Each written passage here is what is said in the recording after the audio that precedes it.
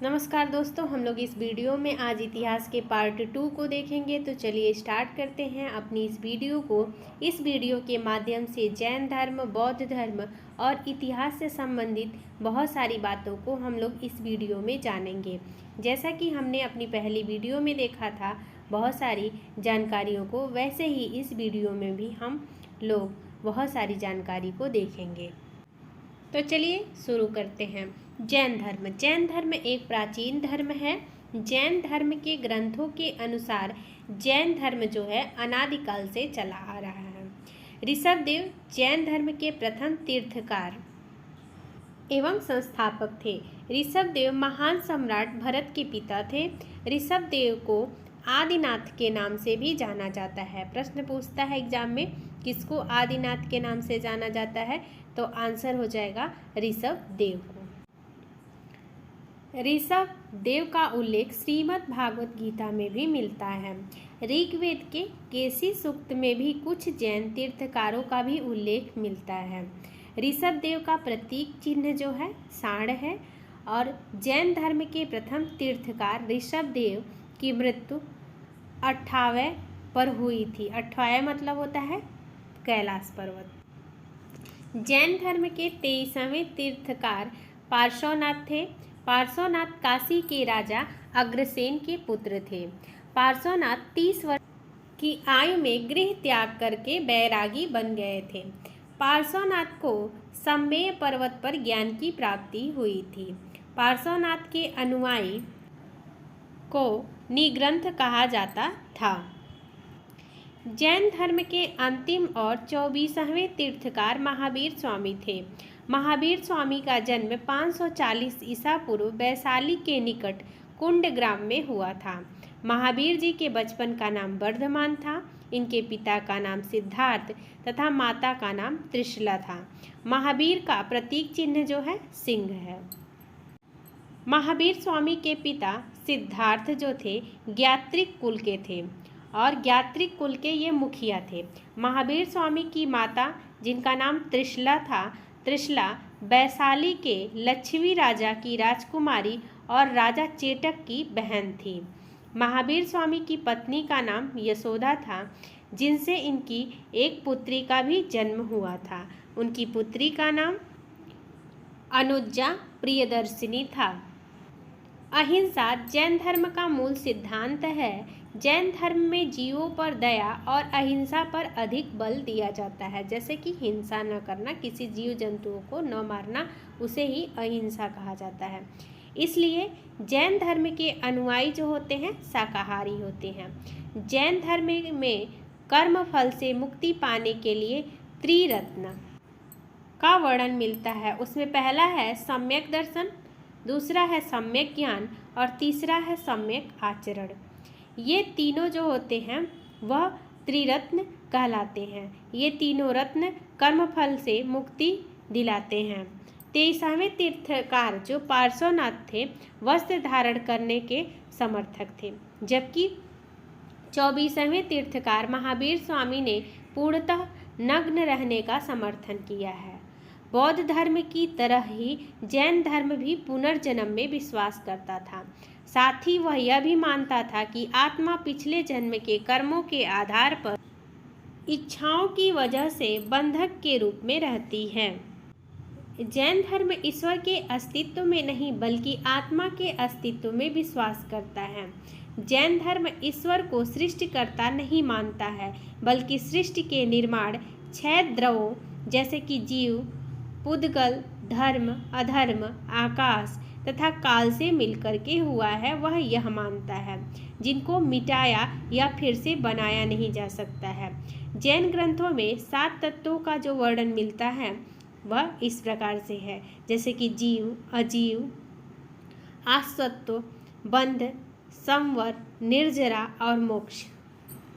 गोसाल महावीर स्वामी के प्रथम सहयोगी बने। जैन धर्म के सिद्धांतों में निवृत्त मार्ग का स्थान प्रधान है। महावीर स्वामी के 11 शिष्य थे, जिन्हें गणधर अथवा गंधर्व कहा जाता था। मौर्य काल में जैन धर्म को 2 भाग, पहला भाग दिगंबर और दूसरा भाग श्वेतांबर संप्रदाय में विभक्त हो गया था। दिगंबर वे कहलाते थे जो नग्न अवस्था में रहते थे और श्वेतांबर वे कहलाते थे जो सफ़ेद कपड़े पहनते थे। इस प्रकार से जैन धर्म जो है दो भागों में बट गया है। पहला है दिगंबर और दूसरा है श्वेतांबर। इसमें भी दो लोग थे, पहले थे भद्रबाहु और दूसरे थे स्थूलभद्र। स्थूलभद्र के जो शिष्य थे वे श्वेतांबर कहलाते थे और भद्रबाहु के जो शिष्य रहते थे उनको दिगंबर कहा जाता था। भद्रबाहु द्वारा रचित कल्पसूत्र जैन धर्म का सर्वाधिक महत्वपूर्ण ग्रंथ माना जाता है। निर्युक्ति के रचयिता भी भद्रबाहु ही हैं। बौद्ध साहित्य में महावीर स्वामी को निगष्ट नाथपुत्र अथवा निर्गंथ सात पुत्र भी कहा गया है। जैन तीर्थकारों का जीवन चरित्र कल्पसूत्र नामक जैन ग्रंथ में वर्णित है। जैन साहित्य को आगम कहा जाता है। जैन धर्म के मौलिक ग्रंथ पूर्व कहलाते हैं। जैनों ने अपने धर्मोपदेश के लिए प्राकृतिक भाषा का प्रयोग किया है।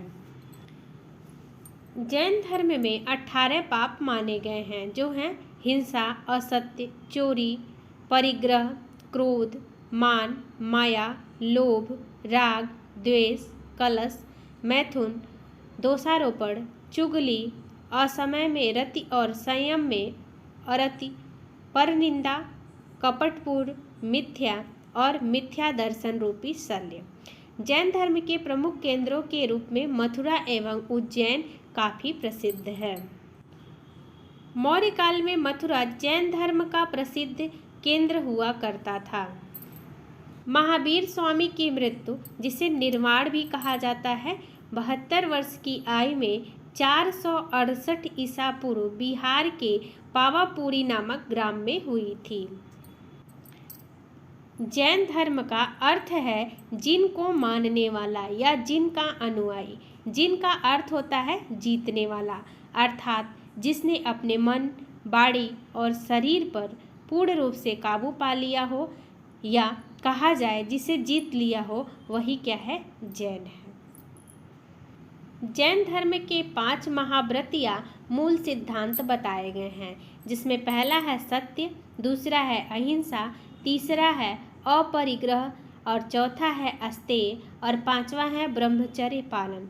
महावीर स्वामी द्वारा यह 5 प्रकार के महाव्रत या मूल सिद्धांत बताए गए हैं। अब आता है बौद्ध धर्म कि बौद्ध धर्म क्या है और बौद्ध धर्म में किस प्रकार से धर्म को अपनाया गया है। बौद्ध धर्म की बात की जाए तो प्राचीनतम धर्मों में से एक धर्म है। बौद्ध धर्म के संस्थापक महान महात्मा गौतम बुद्ध हैं। गौतम बुद्ध जी का जन्म कपिलवस्तु के लुम्बिनी नामक ग्राम में 563 ईसा पूर्व हुआ था। वर्तमान में कपिलवस्तु यह नेपाल देश में स्थित है। गौतम बुद्ध के पिता राजा शुद्धोधन तथा माता महामाया थी। इनकी माता की मृत्यु के पश्चात बुद्ध का पालन पोषण जो है उनकी मौसी गौतमी द्वारा किया गया था। गौतमी और महामाया सगी बहनें थी, इसलिए गौतमी बुद्ध की मौसी और दत्तक माँ दोनों थी। गौतम बुद्ध के बचपन का नाम सिद्धार्थ था। इनका विवाह 16 वर्ष की आयु में हो गया था। महात्मा बुद्ध की पत्नी का नाम यशोधरा तथा उनके पुत्र का नाम राहुल था। महात्मा बुद्ध मात्र 29 वर्ष की आयु में ही संसार में दुखों से मुक्ति और जीवन मरण के सत्य की खोज के लिए रात्रि प्रहर में राजपाट छोड़ करके गृह को त्याग दिया था। महात्मा बुद्ध द्वारा गृह त्याग किए जाने को बौद्ध मतावलंबी महाभिनिष्क्रमण कहते हैं। महात्मा बुद्ध को वैशाख पूर्णिमा के दिन निरंजना नदी के किनारे बोधगया बिहार में उरुवेला नामक स्थल पर बोधि वृक्ष के नीचे ज्ञान की प्राप्ति हुई थी। पीपल के वृक्ष को बोधि वृक्ष के नाम से जानते हैं। गौतम बुद्ध आषाढ़ की पूर्णिमा को बुद्ध ने अपना पहला उपदेश वाराणसी के मृगदांव वर्तमान में सारनाथ में दिया था। बुद्ध का प्रथम उपदेश बौद्ध परंपरा में धर्मचक्र प्रवर्तन के नाम से जाना जाता है। बिंबिसार उदयन एवं प्रसेनजीत बुद्ध के प्रमुख अनुयायी थे। बुद्ध के अनुयायियों को 4 भागों में बांटा गया है। पहला है भिक्षु, दूसरा है भिक्षुणी, तीसरा है उपासक और चौथा है उपासिका। इन 4 भागों में बौद्ध के अनुयायियों को बांटा गया है। सारिपुत्र, योगगालन, आनंद एवं उपालि बुद्ध के प्रमुख शिष्य थे। बुद्ध के सबसे जो प्रिय शिष्य थे उनका नाम था आनंद। अष्टांगिक मार्ग महात्मा बुद्ध की प्रमुख शिक्षाओं में से एक है। बौद्ध धर्म के अष्टांगिक मार्ग हैं। पहला है सम्यक दृष्टि, सत्य और असत्य का समझ, बोध, वास्तविकता समझ की शक्ति ही सम्यक दृष्टि है। दूसरा है सम्यक संकल्प, दृढ़ निश्चय के साथ जीवन को यापन करना सम्यक संकल्प है।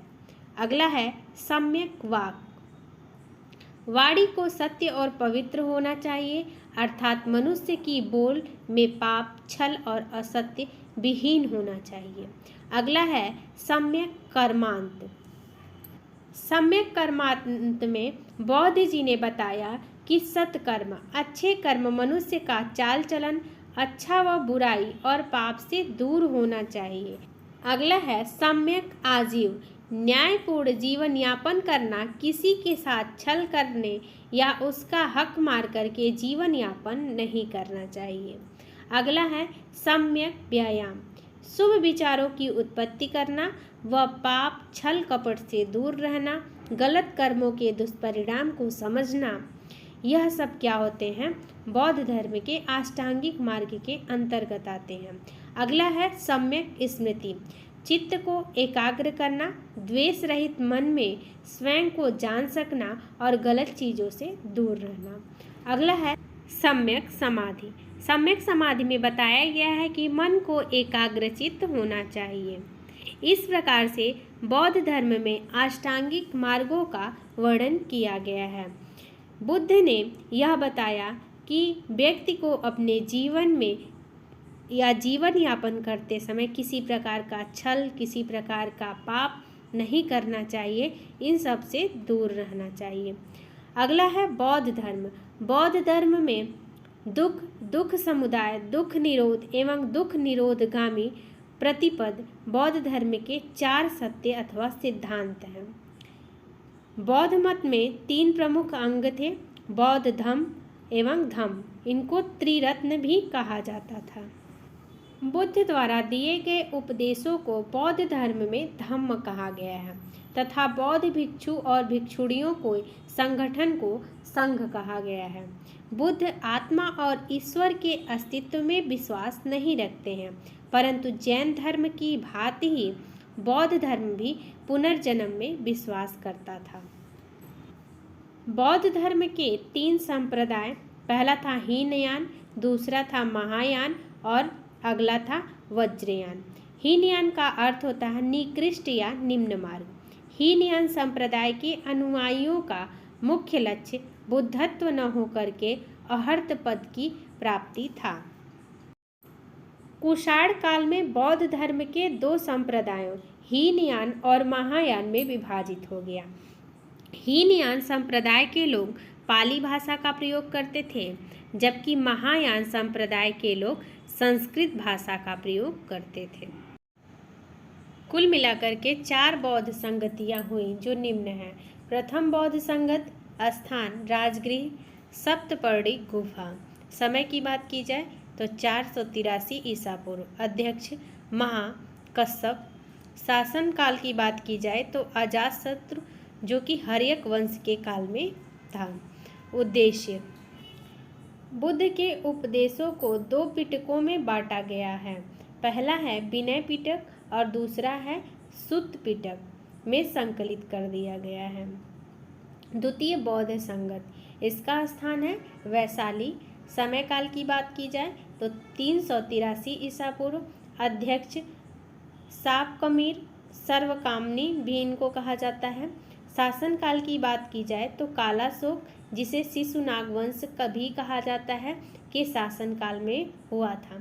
उद्देश्य की बात की जाए तो अनुशासन को लेकर मतभेद के समाधान के लिए बौद्ध धर्म में स्थापित एवं महासंहित 2 भागों में बांट दिया गया है। तृतीय बौद्ध संगति, इसके स्थान की बात किया जाए तो पाटलिपुत्र, समय 251 ईसा पूर्व, अध्यक्ष मोग्गलीपुत्र तिस्य, शासनकाल अशोक मौर्य काल। उद्देश्य की बात की जाए संघ भेद के विरुद्ध कठोर नियमों का प्रतिपादन करके बौद्ध धर्म को स्थायित्व प्रदान करने का प्रयत्न किया गया। धर्म ग्रंथों का अंतिम रूप से संपादन किया गया तथा तीसरा पिटक अभिधाम्मिक पिटक को जोड़ा गया। चतुर्थ बौद्ध संगति, स्थान कश्मीर के कुंडलवन में, समय प्रथम शता ईसा, अध्यक्ष वसुमित्र, उपाध्यक्ष अश्वघोष, शासनकाल कनिष्क, जिसे कुषाण वंश का काल भी कहा जाता है। उद्देश्य बौद्ध धर्म के 2 संप्रदाय हीनयान और महायान में विभाजन हो गया। बुद्धचरित तथा सौंदरानंद महाकाव्य संस्कृत भाषा में अश्वघोष द्वारा लिखित है। सारिपुत्र प्रकरण में एक नाटक ग्रंथ है जो महाकवि अश्वघोष द्वारा संस्कृत में लिखा गया है। बौद्ध साहित्यिक मुख्यतः त्रिपिटकों में समाहित है। यह बौद्ध धर्म का प्रमुख ग्रंथ है जिसे सभी बौद्ध संप्रदाय मानते हैं।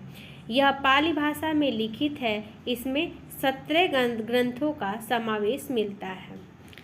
ये त्रिपिटक हैं सुत्त पिटक, अभिधम्म पिटक तथा विनय पिटक। इस प्रकार से बौद्ध ग्रंथ में 3 त्रिपिटक हैं जिसमें सुत्त पिटक, अभिधम्म पिटक और विनय पिटक को माना गया है। महात्मा बुद्ध की मृत्यु को बौद्ध ग्रंथों में महापरिनिर्वाण के नाम से जाना जाता है।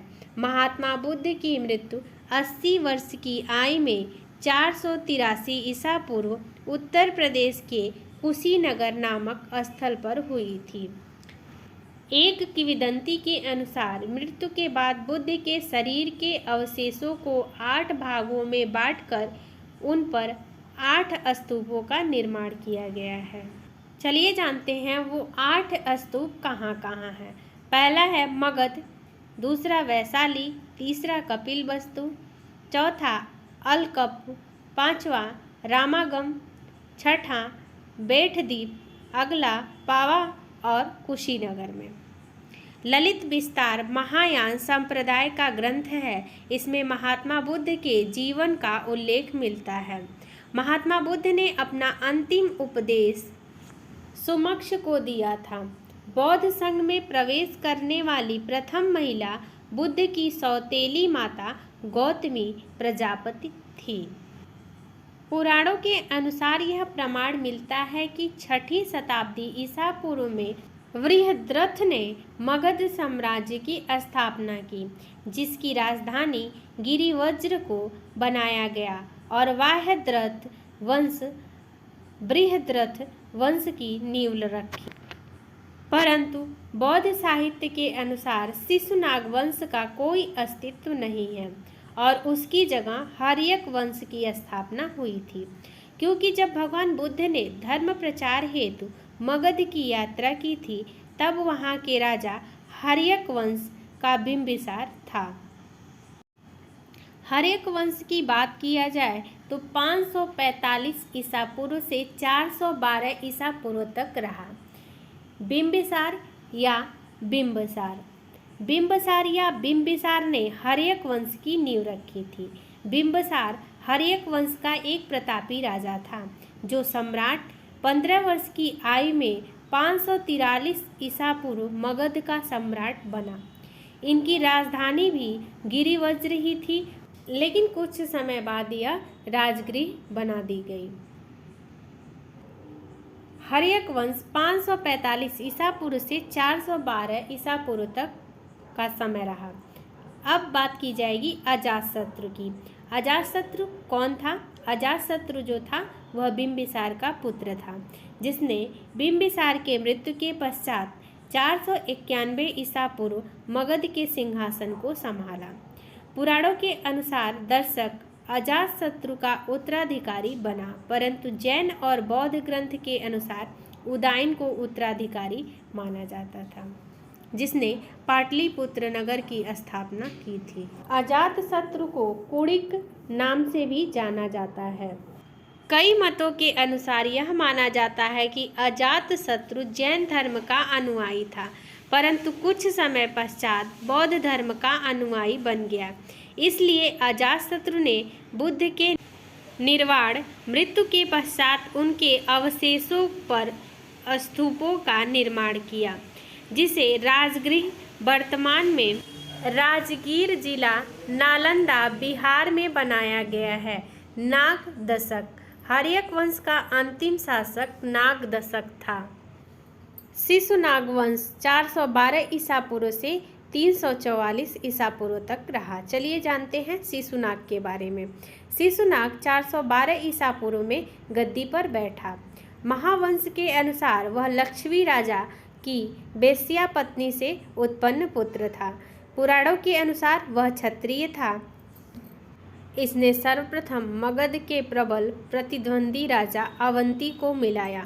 मगध की सीमा पश्चिमी मालवा तक फैल गई और वत्स को मगध में मिला दिया गया। शिशुनाग ने भी गिरिवज्र को अपनी राजधानी बना लिया। कालाशोक शिशुनाग की मृत्यु के पश्चात शिशुनाग का उत्तराधिकारी कालाशोक ने साम्राज्य संभाला। कालाशोक ने पाटलिपुत्र को मगध राजधानी बनाया। कालाशोक के कार्यकाल में ही बौद्ध धर्म के द्वितीय संगति का आयोजन वैशाली में किया गया था। नंदीवर्धन कालाशोक के 10 पुत्र थे, जिन्होंने शिशुनाग वंश के पतन तक मगध पर शासन किया, जिनमें से नंदीवर्धन शिशुनाग वंश का अंतिम शासक था। नंदवंश 344 ईसा पूर्व से 322 ईसा पूर्व तक। नंदराज घननंद या घनानंद नंदवंश का अंतिम उत्तराधिकारी नंदराज था, जिसे बौद्ध ग्रंथों में घनानंद के नाम से जाना जाता है। 322 से 321 ईसा पूर्व चंद्रगुप्त मौर्य ने अपने गुरु चाणक्य के साथ मिलकर के घननंद की हत्या कर मगध की तख्ता पलट किया और मौर्य साम्राज्य की नींव रखी। इसके बाद प्राचीन भारत के सबसे विशाल साम्राज्य का उद्भव हुआ, जिसे मौर्य साम्राज्य या मौर्य वंश के नाम से जाना गया, जो भारत के इतिहास को अंधकार से प्रकाश की तरफ ले गया। अब इतिहास में मौर्य साम्राज्य का उदय होगा, जिसमें मौर्य साम्राज्य से संबंधित कुछ बातों को हम जानेंगे। इसके संस्थापक चंद्रगुप्त मौर्य हैं। चंद्रगुप्त मौर्य ने मौर्य वंश की नींव रखी। चंद्रगुप्त मौर्य 322 से 321 ईसा पूर्व गुरु चाणक्य, जिन्हें कौटिल्य भी कहा जाता है, और उनका असली नाम विष्णुगुप्त था।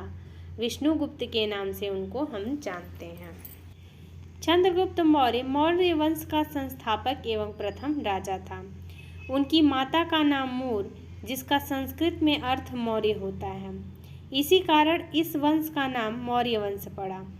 इनके गुरु चाणक्य की सहायता से अंतिम नंद शासक घननंद को पराजित कर 25 वर्ष की आयु में चंद्रगुप्त मौर्य ने मौर्य साम्राज्य की स्थापना की। ब्राह्मण साहित्य पुराणादि चंद्रगुप्त मौर्य को शूद्र, बौद्ध एवं जैन ग्रंथ क्षत्रिय तथा विशाखदत्त कृत मुद्रा राक्षस वृषल निम्न कुल का बताते हैं। 305 ईसा पूर्व में चंद्रगुप्त ने तत्कालीन यूनानी शासक सेल्यूकस निकेटर को पराजित किया।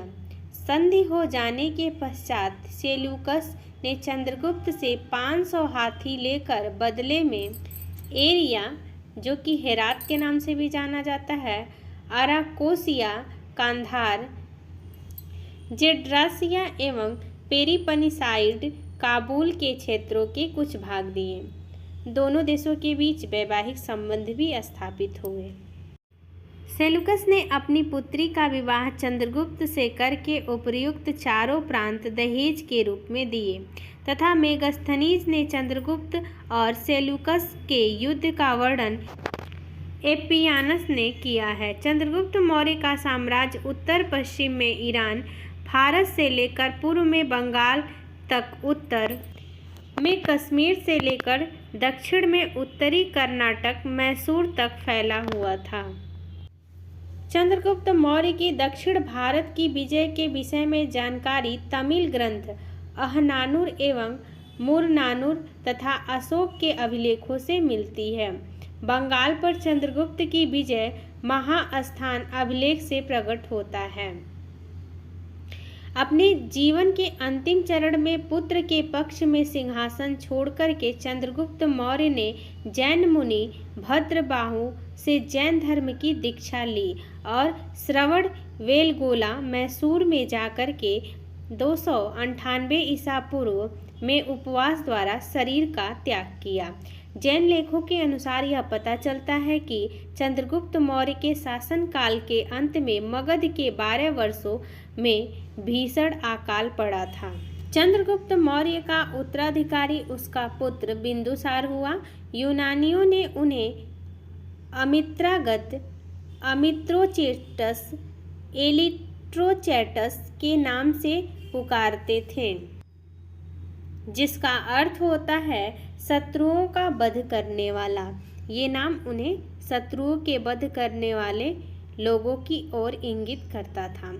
अब आ गया बिंदुसार 298 ईसा पूर्व से 272 ईसा पूर्व। बिंदुसार ने मौर्य साम्राज्य का विस्तार दक्षिण तक किया। उसके द्वारा 16 राज्यों का साम्राज्य अधीन में लाया गया, जिससे भारतीय प्रायद्वीप पर विजय की प्राप्ति हुई।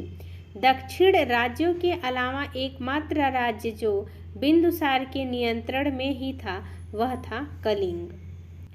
उनका शासन यूनानियों के साथ निरंतर संबंधों के लिए महत्वपूर्ण था। कौटिल्य अपने कार्यकाल के दौरान प्रधानमंत्री के रूप में बने रहे। अब बात आती है अशोक की। मौर्य साम्राज्य का सबसे महान शासक अशोक बिंदुसार का पुत्र था और वह अपने पिता के सिंहासन पर बैठा था। वह पहला शासक था जिसने अपने शिलालेखों के माध्यम से लोगों तक संदेश पहुंचाया। उनके सिंहासन पर बैठने के बाद कलिंग युद्ध ही एकमात्र युद्ध था जो उन्होंने लड़ा। अशोक कलिंग युद्ध में नरसंहार से बहुत प्रभावित हो गए।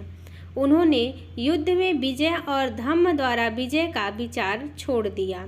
दूसरे शब्दों में वीराघोष को धम्मघोष में बदल दिया।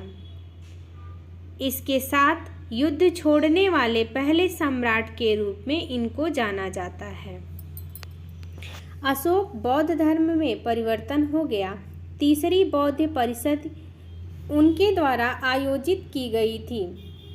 उन्होंने दक्षिण भारत, श्रीलंका, बर्मा और कई अन्य देशों में भी मिशनरियों को भेजा था।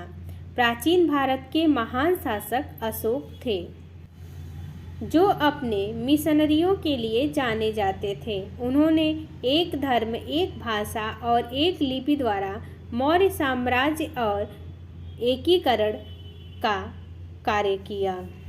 अशोक लोगों के बीच अपने धम्म के प्रचार के लिए धम्म महामत्ता को नियुक्त किए।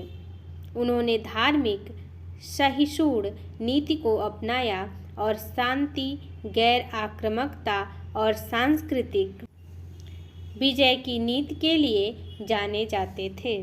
अशोक के शिलालेख। इन्हीं अभिलेखों का आधार मानकर अशोक का इतिहास, हिस्ट्री ऑफ अशोक इन हिंदी, रचा गया।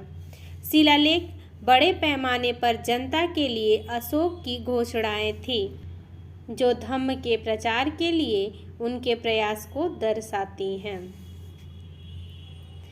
लगभग 39 शिलालेख हैं, जिन्हें मोटे तौर पर 4 श्रेणियों में विभाजित किया गया है। पहला है प्रमुख शिलालेख, दूसरा है लघु शिलालेख, तीसरा है प्रमुख स्तंभ लेख और चौथा है लघु स्तंभ शिलालेख। अशोक नाम केवल लघु शिलालेख फर्स्ट के प्रतियों में मिलता है, जो महाराष्ट्र में एक स्थान पर और कर्नाटक में 3 स्थानों पर पाए जाते हैं। अन्य सभी शिलालेखों का नाम देवनमपिया पियादसी है, जिसका अर्थ है देवताओं को प्रिय।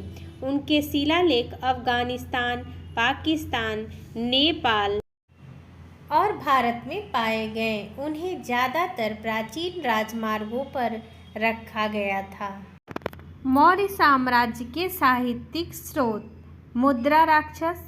मुद्रा राक्षस संस्कृत में विशाखा दत्त द्वारा लिखित एक नाटक है। यद्यपि यह कार्य गुप्त युग का है, यह मौर्य के अधीन सामाजिक आर्थिक स्थितियों को एक छवि देता है। इसमें कौटिल्य के मार्गदर्शन में नंदों एवं चंद्रगुप्त मौर्य की जीत का विस्तार का वर्णन किया गया है। मौर्य साम्राज्य के साहित्यिक स्रोतों में इंडिका भी आता है। इंडिका को ग्रीक राजदूत मेगास्थनीज ने लिखा था, जिसे सेलुकस ने चंद्रगुप्त मौर्य के दरबार में भेजा था। उन्होंने राजधानी शहर पाटलिपुत्र और मौर्य साम्राज्य के प्रशासन का भी लेखा जोखा लिखा था। अब हम लोग देखेंगे मौर्य साम्राज्य का पतन। जैसे ही मौर्य साम्राज्य का पतन होगा, वैसे ही दूसरा साम्राज्य का उदय देखने को मिलेगा। तो चलिए देखते हैं कि मौर्य साम्राज्य का पतन 232 ईसा पूर्व में अशोक शासन के अंत के साथ मौर्य साम्राज्य के विघटन शुरू हो गए थे। इसके कई कारण थे, जैसे कि वित्तीय संकट, दमनकारी नियम, नए ज्ञान का प्रसार, उत्तर पश्चिम सीमांत की उपेक्षा। अब आ जाएगा मौर्योत्तर कालीन वंश। इस काल के अंतिम सम्राट बृहद्रथ का वध करके उसके सेनापति पुष्यमित्र शुंग ने मौर्य साम्राज्य के तख्ता की पलट कर दी, आधिपत्य जमाया और शुंग वंश की नींव रख दी। मौर्य वंश के पतन के पश्चात कई ब्राह्मण वंशीय शासकों ने सत्ता की बागडोर संभाली, जिसमें शुंग वंश, कण्व वंश, कुषाण वंश और सातवाहन वंश मुख्य थे। मौर्योत्तर काल 885 ईसा पूर्व से 300 ईसा पूर्व। मौर्योत्तर काल के प्रमुख जो राजवंश थे उसमें था शुंग वंश, जो कि 185 ईसा पूर्व से 73 ईसा पूर्व था। फिर था कण्व वंश, जो कि 73 ईसा पूर्व से 28 ईसा पूर्व था। फिर आता है सातवाहन राजवंश, जो कि 60 ईसा पूर्व से 240 ईसा पूर्व था। फिर आता है कुषाण राजवंश, जो कि 78 ईसा पूर्व से 44 ईसा पूर्व तक रहा। इस प्रकार से मौर्योत्तर कालीन के सभी वंश जो हैं विभाजित किए गए, जिसमें शुंग राजवंश 185 ईसा पूर्व से 73 ईसा पूर्व तक रहा। इस राजवंश में पता चलता है कि अंतिम मौर्य सम्राट बृहद्रथ की हत्या करके उसके सेनापति पुष्यमित्र शुंग ने 184 ईसा पूर्व में शुंग राजवंश की स्थापना की थी। शुंगों की उत्पत्ति के बारे में विद्वानों ने अलग अलग मत दिए हैं। शुंग वंश के राजा अपने नाम के अंत में मित्र शब्द का प्रयोग करते थे, ऐसा माना जाता है। अतः कुछ विद्वान शुंगों को मित्र सूर्य का उपासक मानते हैं। कालिदास के मालविकाग्निमित्रम ने पुष्यमित्र शंगु को कश्यप गोत्र का ब्राह्मण माना है। इतिहासकार तारानाथ तथा पाणिनि ने भी उन्हें ब्राह्मण होने की पुष्टि की है। पुष्यमित्र शुंग ने सैन्य क्रांति द्वारा सत्ता हथियाने के समय तथा अपने अंतिम दिनों में कुल 2 अश्वमेध यज्ञ किए थे। अश्वमेध घोड़े को सिंधु नदी के तट पर यवनों द्वारा पकड़ लिए जाने के कारण पुष्यमित्र के नाती वसुमित्र के नेतृत्व में शुंग सेना ने यूनानियों को परास्त कर दिया। इस वंश की स्थापना वासुवेद ने 73 ईसा पूर्व में की थी। इस वंश का शासन मात्र 45 वर्ष ही रहा, जिनमें 4 शासकों ने राज्य किया था। इस वंश का तीसरा जो शासक था नारायण कण्व एक अयोग्य एवं निर्बल शासक था। इसके कार्यकाल में मगध साम्राज्य का विस्तार मात्र बिहार एवं पूर्वी उत्तर प्रदेश के कुछ इलाकों तक रह गया। कण्व वंश में ब्राह्मण धर्म की पुनर्स्थापना में भारी योगदान है। 27 ईसा पूर्व में इस वंश के अंतिम शासक सुशर्मा की हत्या कर उसके सेनापति सिमुक ने इस वंश के शासन का ही अंत कर दिया। अब फिर दूसरे राज्यवंश का प्रारंभ होगा। इसके बाद कुषाण राजवंश का प्रारंभ होता है। इसके बाद मगध पर कुषाण वंश का आधिपत्य हुआ। कुजुल कडफिसेस को कुषाण वंश का संस्थापक माना जाता है, जो कि महान कुषाण सम्राट कनिष्क के परदादा थे। कुषाण वंश का प्रसिद्ध सम्राट कनिष्क को माना जाता है। कुषाण राजवंश ही वह वंश था जिसकी सीमाएं भारत के बाहर तक फैली हुई थी। कला की गांधार शैली भी कनिष्क के शासन काल में ही पनपी थी। शक संवत शुरू करने का श्रेय भी कनिष्क को ही जाता है। कनिष्क ने ही बुद्ध अंकित सिक्कों का प्रचलन शुरू किया था। आंध्रदेशी सातवाहन वंश या सतकर्णी वंश, इसकी नींव 27 ईसा पूर्व सिमुक में रखी थी, जिसने सिंधुक, सिसुक या सिप्रक के नाम से जाना जाता है। इन्हें आंध्र जाति का बताया जाता है। कण्व वंश के बाद सातवाहन वंश भी मगध पर साम्राज्य था। सातवाहन वंश के महान शासक गौतमीपुत्र सातकर्णी को माना जाता है। गौतमीपुत्र सातकर्णी को द्वितीय ब्राह्मण कहा गया है। सातवाहनों ने शीशे के सिक्के जारी किए। सातवाहन वंश का अंतिम शासक यज्ञऋषि सातकर्णी था, जो कि सातकर्णी उपाधि प्राप्त करने वाला पहला शासक था। इस सबके पश्चात गुप्त वंश का उदय होता है, जिसने भारत को पुनः एक सूत्र में बांधा। मौर्य वंश के पश्चात कई वर्षों तक भारत में राजनीतिक एकता का अभाव रहा। भारत खत्म हो चुकी राजनीतिक एकता को पुनर्स्थापित करने का श्रेय गुप्त वंश को जाता है। अब हम लोग देखेंगे गुप्त वंश या गुप्त काल। गुप्त वंश या गुप्त काल की नींव रखने वाला शासक श्रीगुप्त था। श्रीगुप्त ने ही 275 ईस्वी में गुप्त वंश की स्थापना की थी। मौर्य काल के बाद गुप्त काल को भी भारतीय इतिहास का स्वर्णिम युग कहा गया है। गुप्त वंश की जानकारी वायु पुराण से प्राप्त होती है। गुप्त काल की राजकीय भाषा संस्कृत थी। ये भी माना जाता है कि दशमलव प्रणाली की शुरुआत भी गुप्त काल में ही हुई थी और मंदिरों का निर्माण भी गुप्त काल में ही शुरू हुआ था। यह भी माना जाता है कि बाल विवाह की प्रथा संभवतः गुप्त काल से ही प्रारंभ हुई थी। गुप्तकालीन स्वर्ण मुद्रा को दिनार कहा जाता था। गुप्त काल के सर्वाधिक सिक्के सोने के बनाए जाते थे। पंचतंत्र की रचना भी गुप्त काल में ही की गई थी। गुप्त साम्राज्य में ब्राह्मणों को कर रहित कृषि की भूमि दी जाती थी, जबकि अन्य लोगों को उनकी उपज का छठा भाग भूमि राजस्व के रूप में राजा को देना होता था। गुप्त राजवंश ने अपने साम्राज्यवाद के कारण ही प्रसिद्ध हुआ। महान खगोल विज्ञानी और गणितज्ञ आर्यभट्ट और वराहमिहिर का संबंध गुप्त काल से ही था। वराहमिहिर ने खगोल विज्ञान के भारतीय महाग्रंथ पंचसिद्धांतिका की रचना की थी। आयुर्विज्ञान संबंधी रचना करने वाले रचनाकार सुश्रुत का संबंध भी गुप्त काल से ही था। श्रीगुप्त गुप्त वंश का प्रथम शासक और गुप्त वंश की स्थापना करने वाला शासक था। पूना से प्राप्त ताम्रपत्र में भी श्रीगुप्त को आदिराज के नाम से संबोधित किया गया है।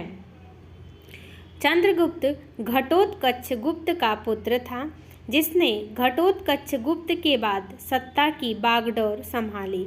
चंद्रगुप्त को महाराजाधिराज चंद्रगुप्त के नाम से भी जाना जाता था। महाराजाधिराज की उपाधि जो थी वह चंद्रगुप्त प्रथम को दी गई थी। संभवतः यह उपाधि उनके महान कार्यों के कारण ही उन्हें दिया गया था। गुप्त वंश का प्रथम महान सम्राट चंद्रगुप्त प्रथम को ही माना जाता है। गुप्त संवत शुरू करने का श्रेय चंद्रगुप्त प्रथम को ही दिया जाता है। गुप्त काल में सर्वप्रथम सिक्कों का चलन भी चंद्रगुप्त प्रथम ने ही किया था। गुप्त राजवंश का अगला शासक चंद्रगुप्त द्वितीय था, जो समुद्रगुप्त का पुत्र था, जिसे विक्रमादित्य और देवगुप्त के नाम से भी जाना गया। विक्रमादित्य इसकी उपाधि थी। इसे शक विजेता के नाम से भी पुकारा जाता है। चंद्रगुप्त विक्रमादित्य ने लगभग 40 वर्षों तक राज किया। विक्रमादित्य के शासनकाल को भारतीय कला व साहित्य का स्वर्णिम युग कहा जाता है।